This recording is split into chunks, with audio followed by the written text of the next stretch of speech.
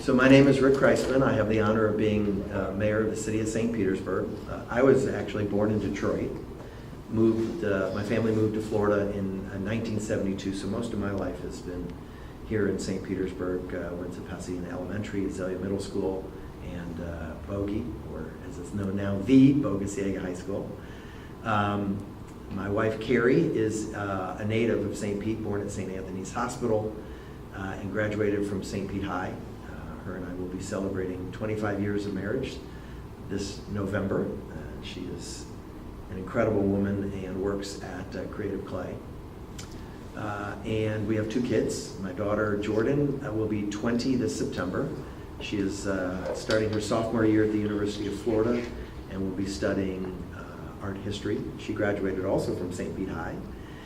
And my son Samuel, who turns 15 this November, is starting at St. Pete High. So I am overwhelmed by St. Pete High grads as opposed to Bogie, but he is an avid golfer. And so that's really his passion. Something unusual about our family is we are volunteer puppy raisers for Southeastern Guide Dogs. We've been raising guide dog puppies for about 7 years and are on number 9 right now. Her name is Hope. And we have to take her back to Southeastern where she'll finish her formal training in just a couple weeks. And we've had her for about a year, so we've had her just about long enough to fall in love with her.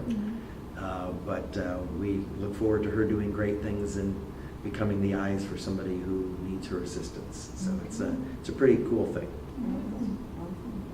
Okay, you gonna tag team with me or just wait right here? She's got the toughest question of the hour. Okay. So let's get into some questions to educate readers on where your mindset is, where your philosophy and programming is with regard to advancing the Black community. Give us a sense of what do you think, here's question 1, what do you see as your top 3 achievements in South St. Petersburg? And then same question for the city as a whole. Okay. So in South St. Petersburg, I think number 1 is working on economic development and partnering actually with 2020 on trying to lift people out of poverty. And doing it differently, I think, than has been historically done here in the city. And you know, you look at the past, and we did create the CRA, and it's the largest CRA in the county. And dollars typically that have been spent in South St. Pete have normally been spent on buildings, or on appearance. And not that those things don't have a place, but to us, they weren't making a difference. They weren't the most important things. So instead, our focus has been on trying to invest our resources in the people in the community to create opportunity for those people. And you do that by attracting businesses here and requiring that those businesses hire from within the community. You do that by creating apprenticeship programs so that people can get the training and have a career that pays them a good wage, and incentivizing and requiring businesses that do business with the city to hire those apprentices. You do that by job training and education. And so I think that's been one thing that we've done really differently than historically has been done. And we're starting to finally see the results of those efforts. Poverty is trending in the right direction as opposed to increasing. Finally, I think roughly 3,000 African American families that were living in poverty aren't living in poverty today. It's a good start. And I use the word start because that's all it is a start. We have a long way to go. So that's 1. That's 1. One of the watch time. Okay. Sorry. One of the other things that I'm really proud of is as we sit here in the Woodson Museum, and this is such an important part of this community to have an African American history museum in the city. And this museum was at risk through no fault of its own, and that the landlords of the building wanted to sell it out from under them and leave the museum with no home. And we felt that was just not an acceptable thing for this community. And so the city stepped in and said, we're going to not only buy the property so that the Woodson can continue, but we want to look at helping the Woodson from the standpoint this building was really never designed to be a museum. So we're going to bring architects in who do museums and have them look at the entire space and tell us how to make this, what do we need to do to make this museum really have the ability to function truly as a museum that this community deserves. So I'm very proud of that, because I think that was clearly something that needed to be done. And then the third thing that I think that we've done that's been really important is we are giving people a second chance. And while this applies to the African American community in South St. Pete, it is citywide. So it's kind of one of those that will apply to one of the things that we're doing citywide. But through our Hard to Hire program, which is requiring contractors that do business with the city to hire convicted felons, to working with groups like Burg, to our Second Chance program for kids. And that's the one that, to me, while the others are very important, our kids are our future. And if we are saddling them with even just an arrest, not even a conviction, but simply an arrest, that's on their record forever. And when they're trying to apply for jobs and that application asks if you've ever been arrested, because some of them just ask that, they don't even ask if you've been convicted. And they have to answer yes, they already have a strike against them before the person even gets to know that who the person they're interviewing is. There's already they already have an opinion in their mind as to what kind of person that is, simply because they've had an arrest.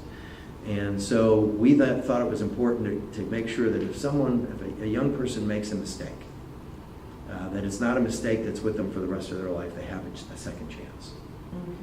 All right, and then citywide.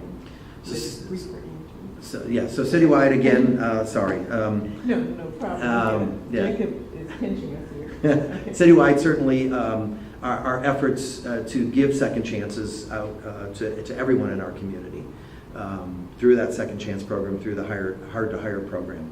I think we have moved a number of big issues that had been stuck and hadn't had any progress that we needed to deal with, because they tend to suck the air out of everything else. So, whether it's from the pier to which we're building now, to ending a stalemate with the Rays, to breaking ground on our new police station. These were all things that were taking a whole lot of city staff time and sucking the air out of everything else. And now that those things are moving, we can focus our attention on economic development and growing the city all across the boundaries of the city. And then I think the third thing is really planning for the future and recognizing that we have to pay attention to things like climate change, because it's going to have an impact on every aspect of our city. All areas of our city and everything that we do in our city, from quality of life to economic development, we've got to plan for the future. And to me, the future is not today or tomorrow or the duration of my time as mayor. The future is 20 years and 50 years from now. Okay, what is the most often spoken criticism of you by African American voters, and how would you respond to that? I think the thing that I've heard is that maybe I'm not as visible in the community, and certainly, the challenge as mayor is you get tugged in a lot of different directions. And I look at my schedule, and I get frustrated even with my schedule on a day-to-day basis, because I feel like I'm trapped in City Hall way too often in meeting after meeting after meeting. And so, I've tried to get out into the community. I've tried, and it's just me. I don't have guards with me when I'm going, but I do try and appear and visit schools. I've been to every school in St. Petersburg, paying particular attention to the ones in south of Central, because those schools have had greater challenges. Frequenting businesses and visiting with businesses that are south of Central, and the parks, and paying attention to those, and also recognizing that there's a historic disparity that's occurred in the city where resources haven't been spent, and I don't even want to say evenly, because it's not about equality, it's about equity. And that means in order to reach equality, sometimes you have to spend more in one area than you do in other areas. And so that's something that we've really tried to pay attention, I've tried to pay attention to. So it's both a matter of visiting and am I paying attention to what's happening and trying to create equity? Okay, so when you say you don't have guards with you, is that a veiled reference to anyone? Well, I've heard the comment made that I'm not willing to go into South St. Pete without having security with me, and that's just a ridiculous comment. Oh, okay, so it wasn't in response to the, some people's assertion that Goliath Davis serves as a bodyguard for? No, I've had people say to me, I've had it said about me that, oh, Kriseman's not, won't go into South St. Pete unless he has security with him, and that's really actually insulting. Okay. That was Foster, right? That said that? No, that had the guard. Oh, I don't know. I mean, that's not ever been something I've ever even thought about. Okay. I go where I want to go. So what about the criticism, Mayor, that, so you say the most often spoken that you hear of is the visibility issue. What about the critique that your initiatives are small scale, lip service, they only deal with things on the surface? Banning the box, for example, only resulted in jobs for 10 or fewer people. What do you say to the criticism about the scale of your initiative? So what's different about the way we're trying to do things than the way it's been done in the past is oftentimes what we're doing isn't visible. It's not something that you can tangibly see. It's not like you can drive past a building and you see that building every day versus investments that we're making in businesses and job training. You can't see that. And so it's harder for people to know that's happening. We can tell and we can put that information out, and a couple months later, unless we're putting it out again, it's not on the top of mind. Whereas when you drive past a building or you see street lights, it's visible. You see that. But to me, that hasn't had the same impact as what we're trying to do. Everything that I'm trying to do isn't about the short term. It's not about something that makes you feel good today. It's about something that's going to create lasting change. I'm not interested in short-term fixes. I'm really not. I never have been. And I'm not interested in doing things to help me get reelected. I've never been about that. My whole career in politics has been about trying to do what I thought was the right thing to make a difference. And I paid the price politically at times when I was in the legislature for speaking out for the people who didn't have a voice. I'd have bills that were killed because of it. I didn't care because I felt it was the right thing to do. I've always felt like if you do the right thing, if you have good policy, if your heart's in the right place and you're trying to do right by people, that the voters will recognize that and they'll reelect you. So that's been my philosophy. It's no different here. I'm not interested in quick fixes. I think we have a history in our city of quick fixes. We have a history in our city of, having this barrier that's divided our community. And Central Avenue to me is that barrier, and it's about, 4 years ago somebody said to me, I talked about, we need to change perceptions. And they said, why don't you change the name of South St. Pete? Because it's got this negative perception. I said, I don't want to change the name. I want to change the perception. Places like Del Holmes Park, for example, to me, are one of those places that helps you change perception.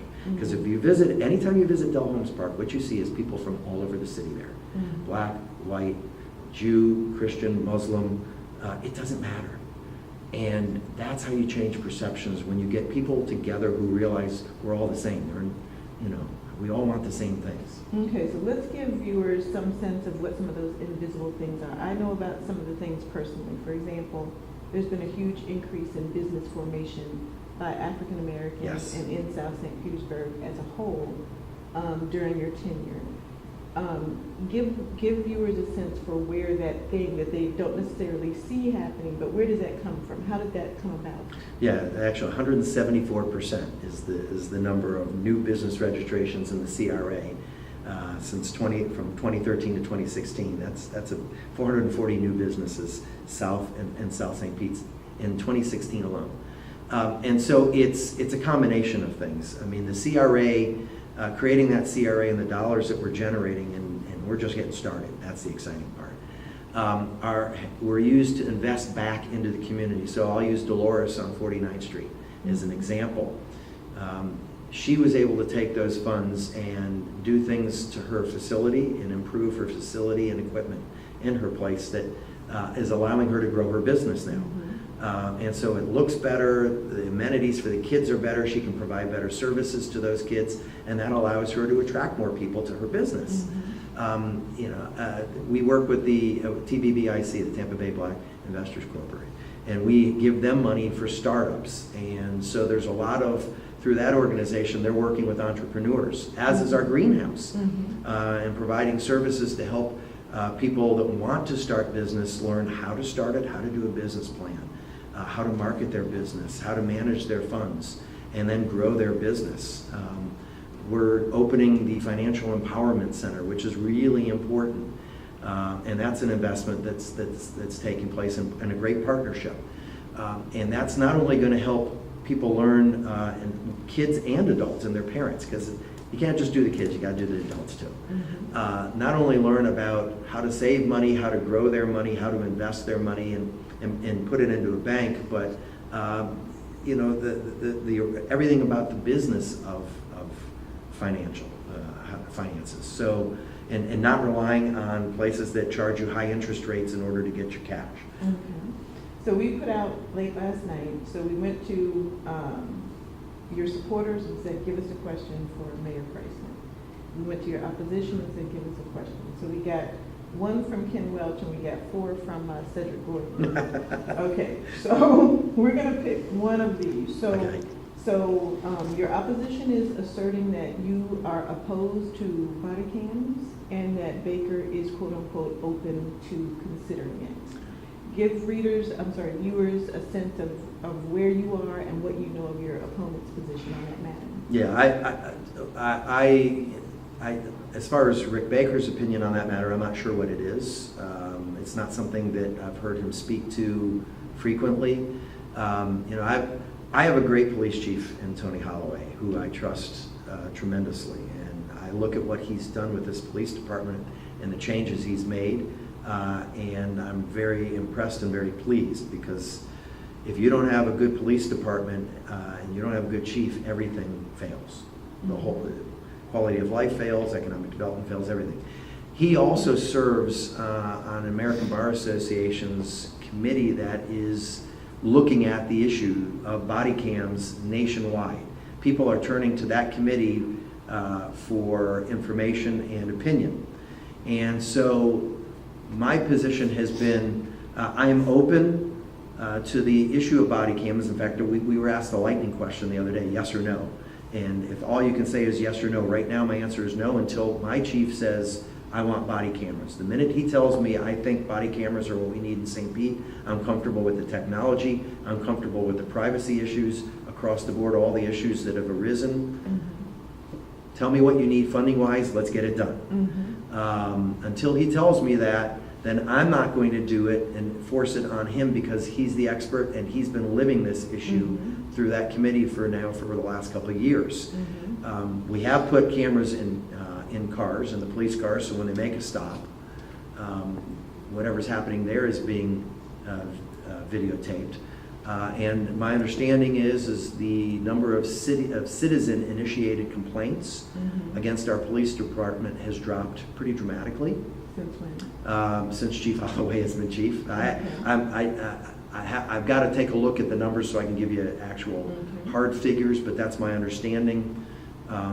Interestingly, and I think this is a good thing, the number of internal investigations has gone up a little bit. And I say that's a good thing, because that means the officers are holding each other accountable for their behavior. And that to me is a good thing. I want them to hold each other accountable. If one of them sees another officer, a fellow officer, acting inappropriately, I want them to feel empowered to file a report against that officer, because that shouldn't be tolerated. Gotcha. And so you don't know what Baker's position is. What did he answer in the lightning round? I think he may have said yes, but I'm not positive. And what has Holloway voiced to you as the biggest point of hesitation, or the biggest point of criticism or negative about body cams? I think it's a combination of the issues of privacy still, and the technology from the standpoint of being able to turn the camera on and off. You know, if you're gonna have the camera, the minute there's an encounter, that camera ought to stay on, and the officer shouldn't have the ability to turn it off. Okay. Otherwise, it defeats the purpose. Mhm. Oh, I accidentally turned it off, or something malfunctioned, and no. If we're gonna have it, it should be on, so it serves the purpose for which it's intended. Okay, all right. So who are you supporting in the District 6 race and why? I'm not taking a position in the primary. There's a number of good qualified candidates. I want to let that process play out and see. You know, obviously my hope is whoever gets elected is somebody that shares our philosophies as far as moving the city forward. Okay, gotcha. You have made a big deal of, well, it's been high profile, your opposition to Trump, Yes. President Trump, which may be actually the first time I said those two words together. No, it's hard. It is very hard. It is very hard. Despite my own feelings and many African Americans' feelings about his track record and history and sexism and apparent racism and so forth, all of that aside, and I know this is a tough question for me, do you think that your vocal opposition to Trump limits our ability to leverage federal resources and relationships? No. Are you hamstringing us for the term of Trump's first and hopefully only term in office? Are you cutting us off from federal support? I don't think so, and we continue to receive and continue to pursue federal assistance. You know, we have a number of senators and representatives that I personally have good relationships with. You know, on both sides of the aisle. Actually, Marco Rubio, Senator Rubio, was my speaker. So he and I know each other, and actually when I've been to Washington, I've been able to have conversations with him. Mm-hmm. And so, you know, and those folks are ultimately the ones who are going to make a lot of the decisions when it comes to funding and appropriating dollars that Mm-hmm. will come back home. And so I don't believe it's hamstringing us. At the same time, I don't think you can be silent when you see something that's wrong. You know, I think that I have grave concern about, you know, the thousands of people in the city of St. Petersburg who potentially may lose their health insurance. And what it feels like to me is that this current administration has basically looked at everything that was done under President Obama's administration and is just checking off each thing as they try and undo it. Mm-hmm. You know, and a good program is a good program. Something that helps people, whether it was your idea or not. Mm-hmm. And it's to change it simply because it wasn't your idea and simply because it was President Obama's idea is wrong, not when it's good policy. Okay, and so you may have already partially answered this. Here was the question from Commissioner Welch.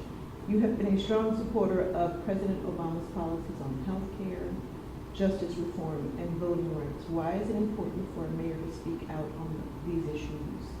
And combining that, can you give me 3 tangible ways that it makes a difference for people here in South St. Petersburg? How does Trump in office affect our lives? So I first off, I think, you know, President Obama said at the U.S. Conference of Mayors conference I attended, he said,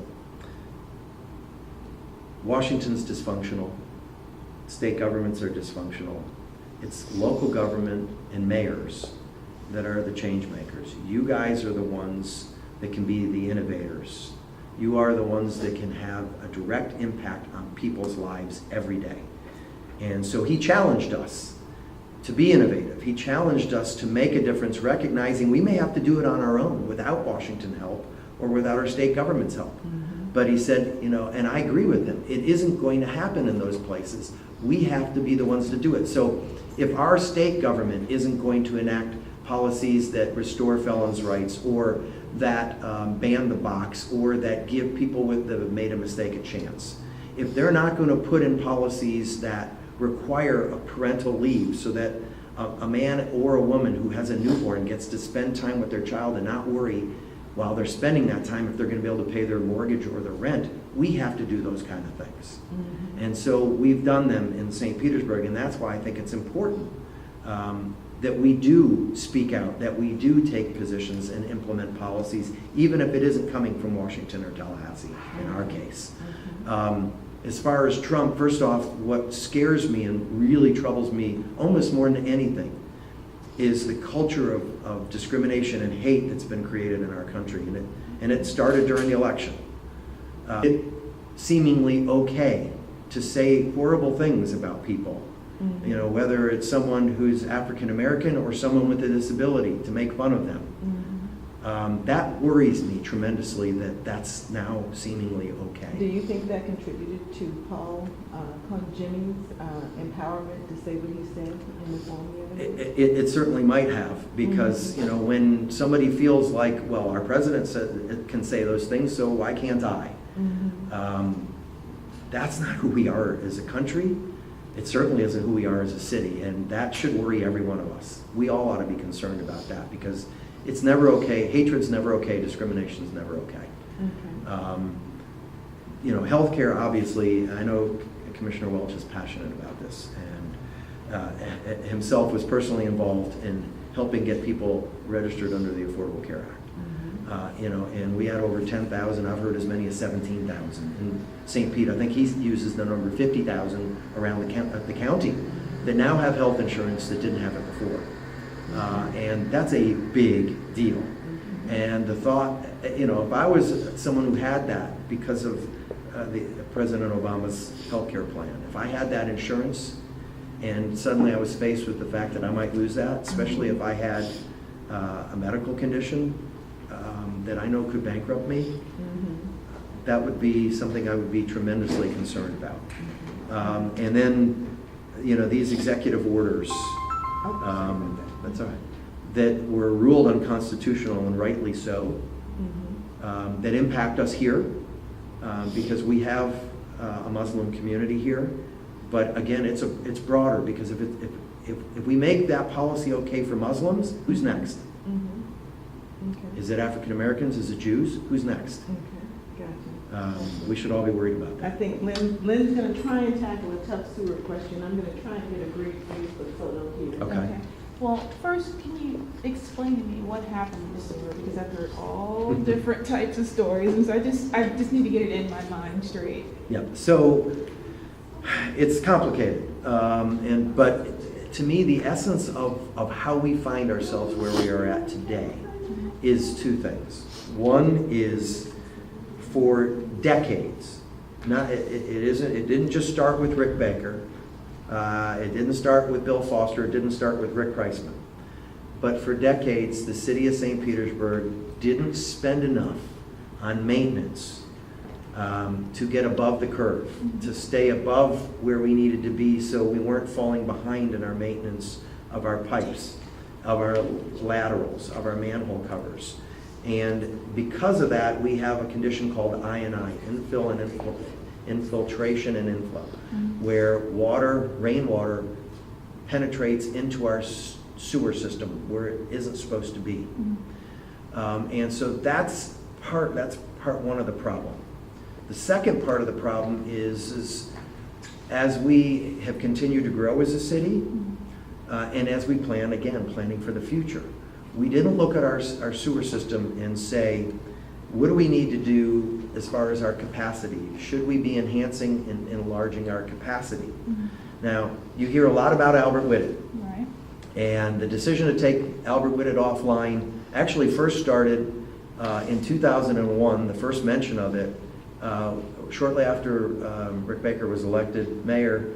He mentioned to a downtown partnership group that having that sewer plant on that site wasn't really the best use of that land. And then in 2002, there was a plan floated out by his administration to remove Albert Whitted treatment plant and airport and replace it with condos and multi-use, a whole development.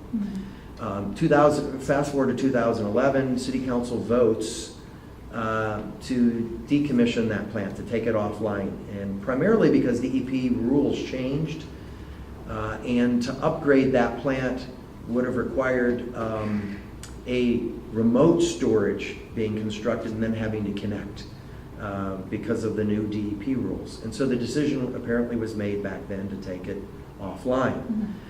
2015, Public Works Administrator said, look, we're spending a lot of money, just keeping the doors open, not spending what we had been to fully maintain it, but just to keep the doors open. This doesn't make sense. Let's close it.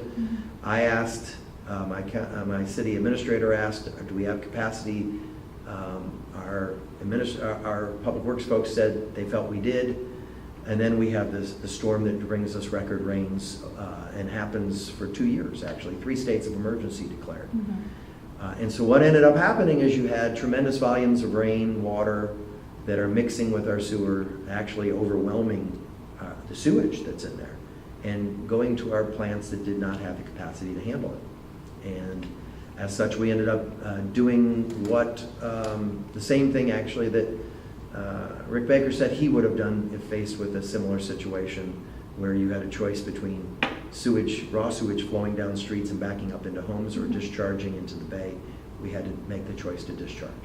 So you were aware of all the problems with the sewer systems and everything before you got in, correct? Well, what I was aware of was that the same thing I think that my predecessors were, which is that we had a sewer system that was aging.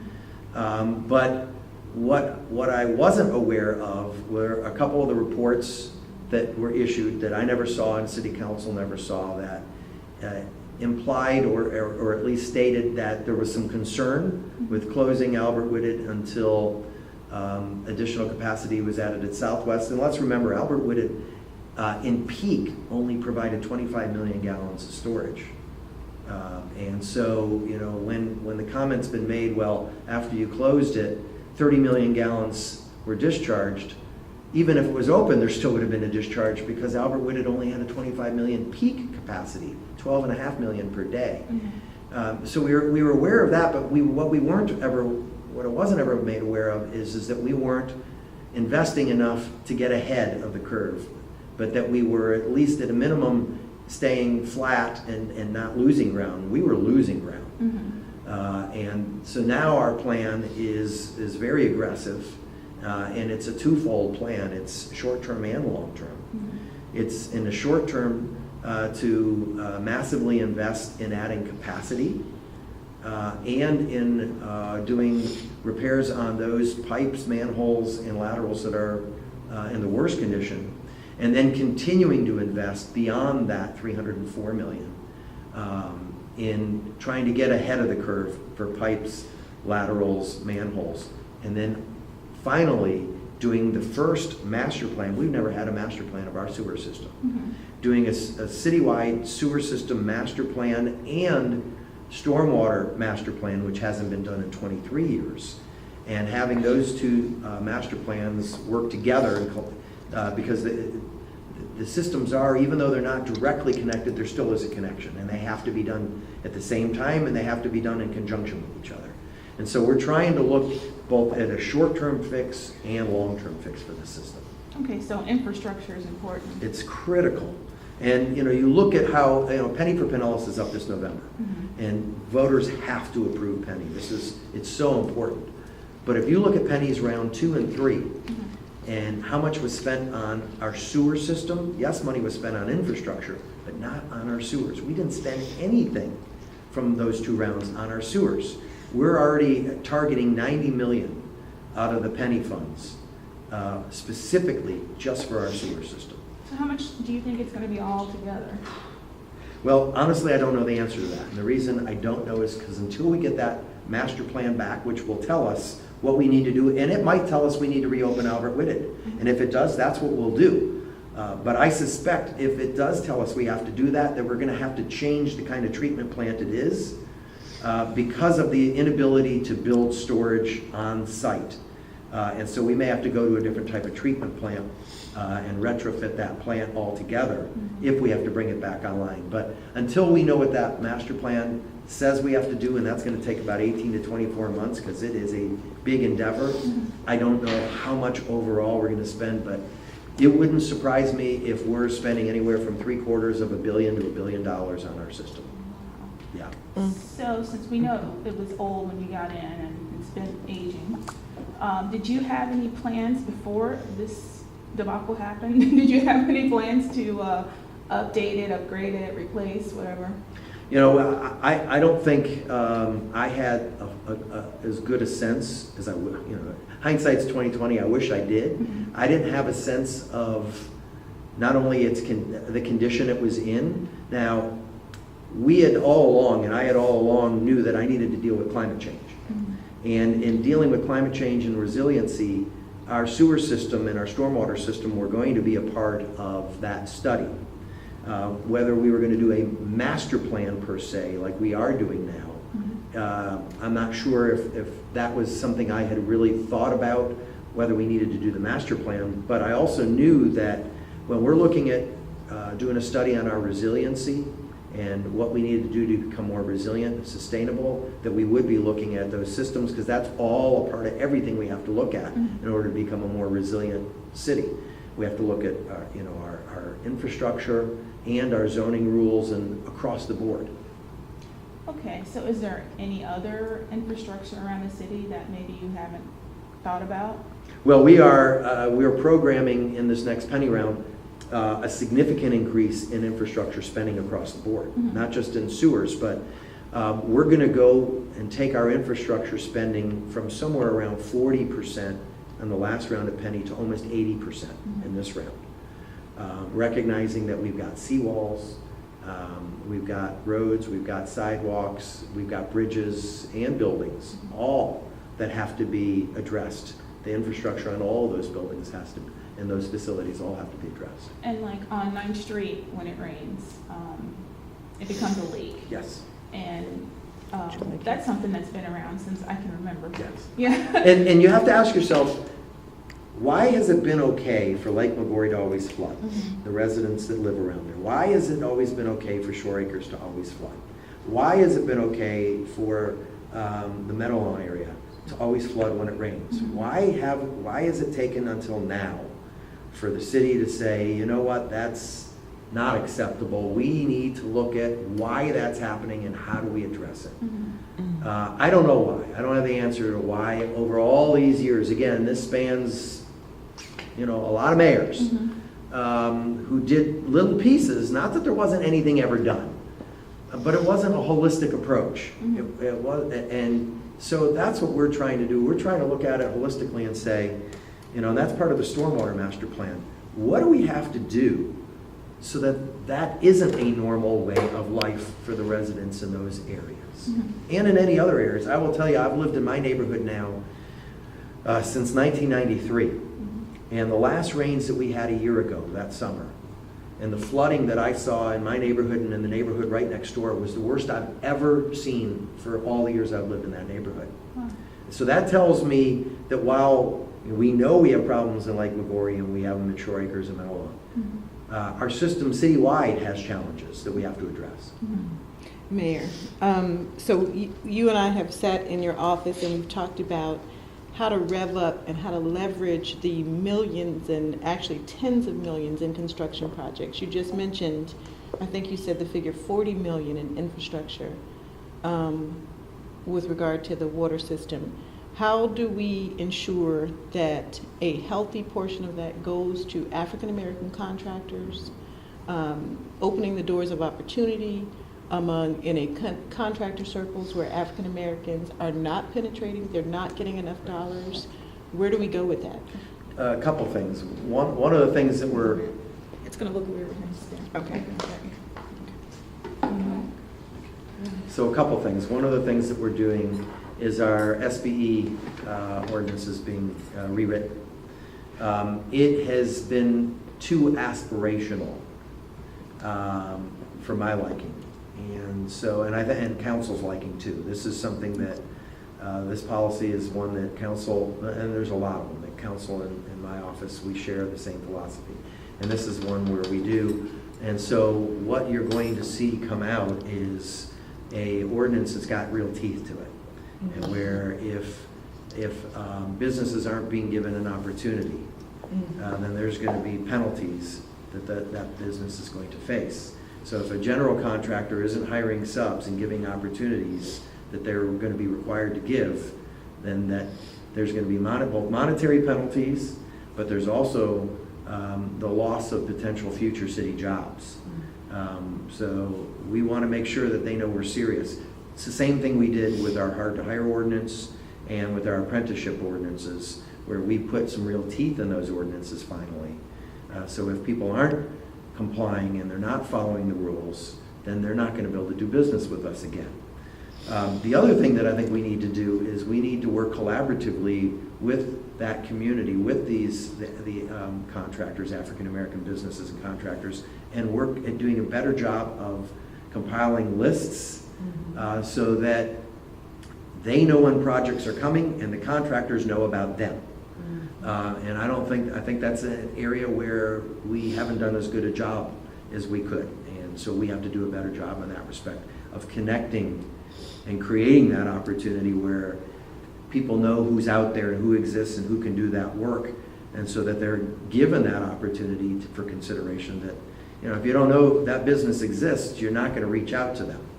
We need to make sure people know who's out there. Okay, and so I may do this backwards, but tell us your position on the New Deal, which is put forth by Brother Jabbar, Brother John, among others. Yes. I'm backing it. And specifically, the move to a universal community benefits agreement policy to target jobs, contracting, and procurement to Black-owned businesses. Yeah, what's your position? I'm supportive. There's a number of items that are in that we have already either initiated or we're in the process, and the ones that we haven't gotten a start on, I want to get a start on, because I think that policies that are in the New Deal are really going to help move the city forward and create, again, I go back to the word equity, not equality, but equity that hasn't existed. Okay. All right. And I interviewed Kanika a couple of days ago, Dr. Kanika Tomlin, our deputy mayor. And I want to bring viewers a sense of the major differences. There's been a lot made about her role and Goliath Davis's role. Some people see those as equivalent or on par with one another. And there are key distinctions that I think people need to understand. I would agree. Can you just shed some light on what the key differences are between the two? And my impression of when Goliath was the deputy mayor was his sole focus was on Midtown. And he didn't really work on any things that were outside of that area. And quite frankly, I'm not a big fan of the term Midtown, because I think it leaves out a whole lot of areas south of Central that need to be paid attention to. Right. And so I don't really like to even use that term, but that seems to be, it was a very narrow focus. Okay. And Midtown, for viewers' sake, is a 5.1 square mile area between 4th and 34th Street. So, I mean, you look at Childs Park, for example, which isn't really considered part of Midtown when people focus on it. And that's a community and a neighborhood that, has been important to us. Deputy Mayor Tomlin is as far as I'm concerned, is a partner of mine. She works on so many different projects with me and for me that are citywide, but also south of Central, but citywide.